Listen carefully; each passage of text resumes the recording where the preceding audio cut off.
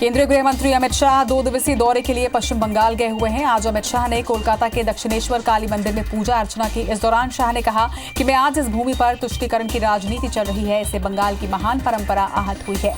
मेरी मां काली से यही प्रार्थना है कि मोदी के नेतृत्व में ये देश फिर से एक बार दुनिया में गौरवमय स्थान प्राप्त करे। केशकाल के छोटे ओड़ा गांव में गैंगरेप के बाद आत्महत्या के मामले में पुलिस ने 7 आरोपियों को गिरफ्तार किया है। वहीं पीड़िता के परिवार को मुआवजा नहीं मिलने पर सियासत भी अब तेज हो गई है। राजनीतिक दल मुआवजे को लेकर एक दूसरे पर आरोप लगा रहे हैं। खरगोन में एक महिला को सेल्फी लेना महंगा पड़ गया। सेल्फी लेने के चक्कर में महिला खाई में गिर गई, जिससे उसकी मौत हो गई। मंडलेश्वर बहुमार्ग स्थित जाम गेट पर महिला सेल्फी ले रही थी और इसी दौरान यह हादसा हो गया। वहीं मंडलेश्वर पुलिस ने करीब 6 घंटे की कड़ी मशक्कत के बाद महिला का शव बाहर निकाला। धमतरी की युवती पूजा शर्मा को हरियाणा के गुरुग्राम में बदमाशों ने गोली मार दी। बदमाशों ने मंगलवार रात करीब 11:30 बजे घटना को अंजाम दिया। गोली सीधा पूजा के सिर में लगी। वारदात के बाद पूजा करीब 39 घंटों तक वेंटिलेटर पर जिंदगी और मौत की जंग लड़ती रही थी, लेकिन अंत में वो जिंदगी की जंग हार गई। गरियाबंद के जुगाड़ थाना इलाके में कार में जली हुई लाश मिलने से सनसनी फैल गई। मृतक की अभी पहचान नहीं हो पाई है। वहीं घटना की सूचना मिलने पर पुलिस की टीम मौके पर पहुंचकर जांच में जुट चुकी है। घटना कैसे हुई यह भी स्पष्ट नहीं हो पाया है। बिलासपुर के अरपा नदी में एक लाश मिलने से सनसनी फैल गई है। शहर के रिवर व्यू के पास जैसे ही स्थानीय लोगों ने नदी में अज्ञात चीज को तैरते हुए देखा तो इसकी सूचना पुलिस को दी गई। पुलिस बल मौके पर पहुंची और आम लोगों के सहयोग से नदी में जाकर लाश को बाहर निकाला। मृतक इंदौर का रहने वाला बताया जा रहा है। राजधानी रायपुर के टाटीबंद चौक में अचानक एक कार अनियंत्रित होकर डिवाइडर से टकरा गई। हादसे में एक युवक की मौके पर ही मौत हो गई। जांजगीर चांपा के पामगढ़ से तहसीलदार की टीम ने 6 दुकानों में छापेमार कार्रवाई की है, जिसमें 2 दुकानों में अवैध पटाखे मिले हैं। प्रशासन की टीम ने 2 कार्टन और बोरियों में भरे पटाखे को जब्त किया है। वहीं इलाके में बिना लाइसेंस के पटाखे की बिक्री किए जाने की सूचना मिली थी। इस सूचना के बाद प्रशासन की टीम ने छापामार कार्रवाई की। जांजगीर चांपा जिले के बिरला के सहकारी बैंक में सेंधमारी कर चोरी की कोशिश की गई। बैंक में 15 लाख रुपए रखे हुए थे, जो पूरी तरह सुरक्षित हैं। वहीं आरोपियों की तस्वीर सीसीटीवी कैमरे में कैद हो गई है, जिसके आधार पर पुलिस की टीम अब जांच में जुट चुकी है। राजिम के दुधकैया खपरी गांव में पत्नी की हत्या कर फरार आरोपी पति आखिरकार 14 घंटे के बाद पुलिस के हत्थे चढ़ गया। बताया जा रहा है कि आरोपी कुछ काम नहीं करता था और घर पर ही रहता था। इसी बात को लेकर पति पत्नी के बीच विवाद हुआ, जिसके बाद आक्रोश में पति ने पत्नी की हत्या कर वहां से फरार हो गया। मृतका के 2 छोटी बच्चियां भी हैं। बोधघाट पुलिस ने मुखबिर की सूचना पर ग्राम आड़ावाल में अंजलि फैंसी स्टोर्स और अमित स्टेशनरी एवं फैंसी स्टोर में भारी मात्रा में अवैध पटाखा जब्त किया। जब्त पटाखों की कीमत लाखों रुपए की बताई जा रही है।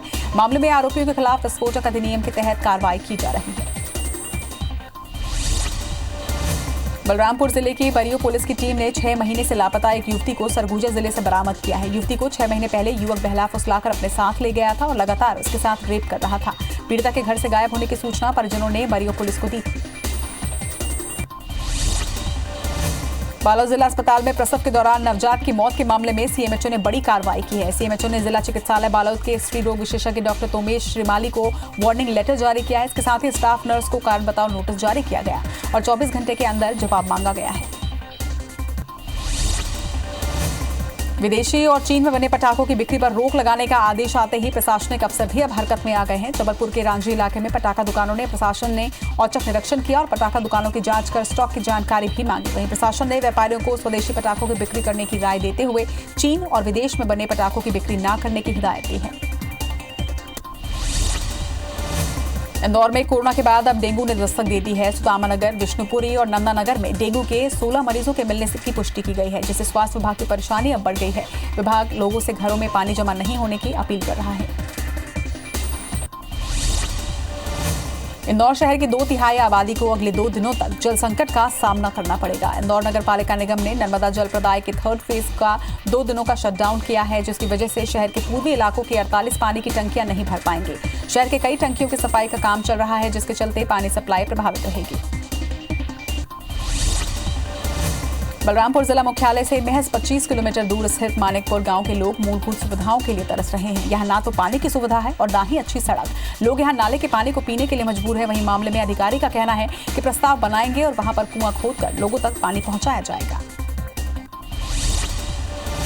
धमतरी जिले के किसानों ने रबी के सीजन में दलहन तिलहन बोने का फैसला किया है। किसान धान की काफी कम कीमत मिलने और कीटनाशकों के दामों ने लगातार बढ़ोतरी के चलते परेशान हैं। उन्होंने प्रशासन से नहर से पानी नहीं देने की भी मांग की। होशंगाबाद जिले की पिपरिया मंडी में धान की बम्पर आवक हो रही है, जहां बासमती धान 2000 रुपए से 2500 रुपए क्विंटल तक बिक रहे हैं, तो वहीं किसानों को धान की सही लागत नहीं मिलने से वो चिंतित हैं। 1 एकड़ जमीन में धान की खेती में दूसरी फसलों की अपेक्षा अधिक लागत किसानों को लगानी पड़ती है। लागत के अनुरूप किसानों को धान का कम मूल्य से किसान परेशान नजर आ रहे हैं। छतरपुर में खाद न मिलने से किसानों की बुआई प्रभावित हो रही है। इस समय किसानों को डीएपी खाद की बहुत ज्यादा जरूरत पड़ रही है और जब वो खाद लेने के लिए वेयरहाउस पहुंचे तो उन्हें 4 से 5 घंटे तक के लिए इंतजार करना पड़ रहा है। किसानों का कहना है कि उनसे 50 रुपए प्रति बोरी अधिक पैसे वसूले भी जा रहे हैं। लंबे इंतजार और महंगे खाद से अब किसान परेशान हैं। कोरबा जिले में उद्यानिकी विभाग 20,000 किसानों को 5 प्रकार की सब्जियों की मिनी किट वितरित करने वाला है। इस किट में सब्जियों के बीज रहेंगे, जिसमें 1 किलोग्राम बीजों की पैकिंग रहेगी। इसे अनुसूचित जाति जनजाति के किसानों के अलावा सीमांत श्रेणी में आने वाले किसानों को भी बांटा जाएगा। कोरिया जिले के ग्रामीण इलाकों में हाथियों का आतंक लगातार जारी है। जिले के खड़गवा में हाथियों ने ग्रामीणों के घर और फसलों को नुकसान पहुंचाया है। इलाके में 3 दिन से 45 हाथियों का दल घूम रहा है। वहीं सूचना मिलने पर वन विभाग का अमला मौके पर पहुंच गया है। नरसिंहपुर के नया खेड़ा गांव में उस समय हड़कंप मच गया जब गांव के खेत में विशालकाय अजगर आ गया। अजगर बकरी को अपना शिकार बनाने के फिराक में बैठा हुआ था। बाद में घटना की सूचना ग्रामीणों ने वन विभाग को दी। सूचना मिलते ही वन विभाग की टीम मौके पर पहुंची और अजगर का रेस्क्यू किया। जबलपुर में स्वास्थ्य सेवाओं की नब्ज टोल ने नेशनल क्वालिटी एश्योरेंस स्टैंडर्ड की टीम 2 दिवसीय दौरे पर विक्टोरिया जिला अस्पताल पहुंची। औचक निरीक्षण में टीम ने अस्पताल के 6 विभागों सहित ऑपरेशन थिएटर, ब्लड बैंक की जांच के साथ ही वार्डों का निरीक्षण भी किया। इसमें कई अनियमितताएं देखने को मिली हैं। इंदौर में देवी अहिल्या विश्वविद्यालय में लगातार शिक्षकों की कमी बनी हुई है। यहाँ 6 सालों से प्रोफेसर, रीडर और लेक्चरर की नियुक्ति नहीं हुई है। लंबे समय से कॉन्ट्रैक्चुअल और विजिटिंग फैकल्टी ने मोर्चा संभाला हुआ है। यहाँ 190 शिक्षकों की भर्ती अभी तक अटकी हुई है। इस दौरान नेक की टीम भी इंस्पेक्शन के लिए पहुंची और जल्द नियुक्ति का आश्वासन भी दिलाया। सांसद महेंद्र सिंह सोलंकी आज देवास के इंदिरा गांधी चौराहे पर सड़क किनारे गुमटी पर कुर्सी लगाकर सैलून चलाने वाले के यहां दाढ़ी बनवाने के लिए पहुंचे। ये देखकर लोगों की भीड़ यहां जुट गई। लोग सांसद का वीडियो बनाने लगे और वायरल करने लगे। वहीं ग्राहक के इंतजार में बैठा सैलून संचालक भी सांसद के आने से चौंक गया।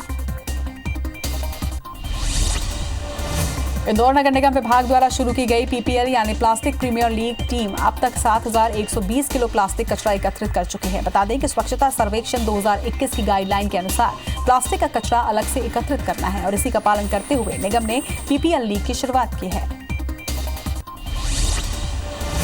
बाइडेन का पलड़ा भारी होता देख ट्रंप ने ट्वीट करके काउंटिंग रोकने की मांग की है। अभी तक आए नतीजों के बीच अमेरिका के कई राज्यों में ट्रंप समर्थक और विरोधियों ने हिंसक प्रदर्शन किया है। अब तक 60 लोगों को इस मामले में गिरफ्तार भी किया गया है। वहीं ट्रंप चुनाव को लेकर सुप्रीम कोर्ट में याचिका भी दायर कर चुके हैं। अमेरिका के चुनावी नतीजे का इंतजार अब ओडिशा में भी होने लगा है। ओडिशा के पूरी तट पर सैंड आर्टिस्ट सुदर्शन पटनायक ने डोनाल्ड ट्रंप और जो बाइडेन का चित्र बनाया है। रेत में दोनों की कलाकारी उकेर कर पूछा कि कौन बनेगा अमेरिका का राष्ट्रपति। भारत चीन के बीच पिछले 7 महीने से जारी तनाव को कम करने के लिए आज चोसुल में कोर कमांडर स्तरीय 8वीं बैठक हो रही है। इस बीच सीडीएस जनरल बिपिन रावत का बयान सामने आया है। जनरल रावत ने चीन को चेतावनी देते हुए कहा है कि वो एलएसी पर किसी भी तरह की छेड़छाड़ बर्दाश्त नहीं करेंगे। यदि चीन ने कोई गुस्ताखी करने की कोशिश की तो भारत अपनी जमीन की रक्षा के लिए कोई भी कदम उठाने में संकोच नहीं करेगा। जम्मू कश्मीर के पंपोर में सुरक्षा बलों को बड़ी कामयाबी हाथ लगी है। एनकाउंटर के दौरान हमारे सुरक्षा बलों ने एक आतंकी को मार गिराया है। एनकाउंटर गुरुवार शाम से चल रहा था और आज सुबह जवानों ने आतंकी को मार गिराया। वहीं एक स्थानीय आतंकवादी ने मुठभेड़ के दौरान आत्मसमर्पण किया।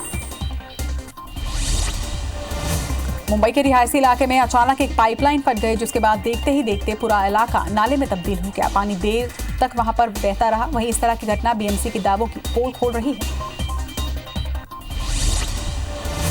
हरियाणा विधानसभा में एक अहम विधेयक को मंजूरी प्रदान कर दी गई है, जिसमें निजी क्षेत्र की नौकरियों में राज्य के युवाओं के लिए 75% आरक्षण के प्रावधान किए गए हैं। राज्य में सत्तारूढ़ गठबंधन की घटक जननायक जनता पार्टी का ये एक चुनावी वादा था। खट्टर सरकार की ओर से उप मुख्यमंत्री दुष्यंत चौटाला ने इस विधेयक को यहां विधानसभा में पेश किया। दिल्ली की आबो हवा अब और ज्यादा खराब होने लगी है। दिल्ली एनसीआर में प्रदूषण की वजह से वायु गुणवत्ता में लगातार गिरावट आ रही है। प्रदूषण नियंत्रण समिति के आंकड़ों के अनुसार वायु गुणवत्ता सूचकांक ITO दिल्ली में 488 यानी गंभीर श्रेणी, नोएडा सेक्टर 1 में 396 और विकास सदन गुरुग्राम में 336 अंकों के साथ बहुत खराब श्रेणी पर है।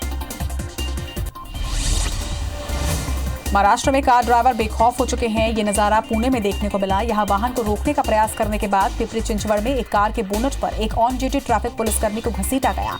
कार ड्राइवर ने पुलिस वाले को कुछ दूरी पर ले गया और बाद में सामने गाड़ी आने पर ड्राइवर को कार रोकनी पड़ी। वहीं ड्राइवर को गिरफ्तार अब कर लिया गया है। हिमाचल प्रदेश में सुबह भूकंप के झटके महसूस किए गए। राज्य के चंबा में सुबह के 6:25 पर 2.9 रिक्टर तीव्रता का भूकंप आया था। दुनिया भर में कोरोना संक्रमितों की संख्या की बात करें तो ये 4 करोड़ 90 लाख के पार पहुंच चुकी है। वहीं कुल मौत का आंकड़ा 12,38,000 के पार पहुंच चुका है। अब तक दुनिया में 3 करोड़ 49 लाख से ज्यादा मरीज स्वस्थ हुए हैं। वहीं दुनिया में 1 करोड़ 27,000 एक्टिव मरीजों का इलाज जारी है। विश्व में कोरोना संक्रमण में अमेरिका पहले नंबर पर बना हुआ है। देश में कोरोना संक्रमितों की संख्या 84,11,000 के पार पहुंच चुकी है। वहीं देश में अब तक 77,64,000 मरीज ठीक होकर घर भी पहुंचे हैं। कोरोना से अब तक 1,25,000 से ज्यादा लोगों की मौत हो चुकी है। वहीं देश में एक्टिव केस की अगर बात की जाए तो ये लगातार घटते हुए 5,19,000 पर पहुंचा है। हालांकि पिछले 24 घंटे में 47,000 से ज्यादा नए मरीजों की पुष्टि की गई है।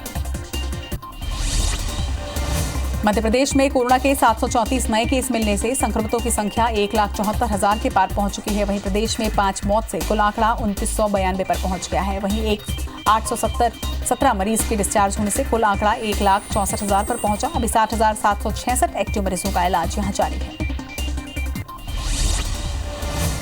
छत्तीसगढ़ में 24 घंटे में कोरोना के 1,734 नए मरीज से आंकड़ा 1,96,000 पर पहुंचा है। वहीं एक्टिव मरीजों की संख्या 23,113 पर पहुंच गई है। 44 मौत से मौत का कुल आंकड़ा 2,360 पर पहुंच चुका है। वहीं प्रदेश में 1,259 मरीज डिस्चार्ज होने से कुल आंकड़ा 1,70,000 के पार पहुंचा।